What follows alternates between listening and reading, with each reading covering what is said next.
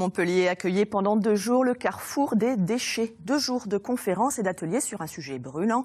Que faire des tonnes d'ordures que nous produisons quotidiennement? Une initiative qui s'inscrit dans la politique de métropole zéro déchet, votée en 2022 à Montpellier.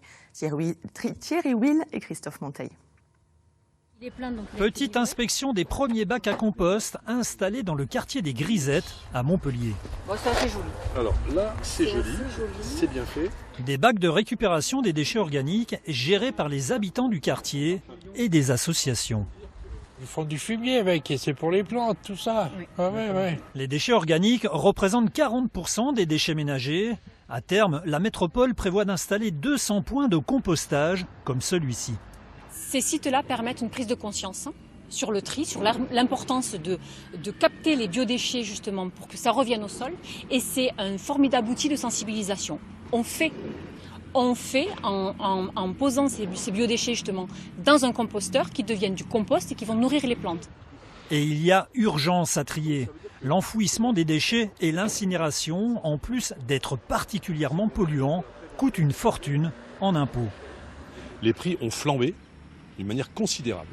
On était aux environs, je crois, de 80 à 90 millions d'euros en 2018 à Montpellier. On est passé à 120 millions. Et on n'est pas au bout du chemin. On va avoir une flambée encore plus importante dans les 2-3 années à venir. Les politiques d'enfouissement et d'incinération des déchets ne sont donc plus supportables. Il faut transférer massivement ces sommes d'argent sur des politiques de réduction drastique à la source, la prévention, le réemploi, les recycleries et le recyclage.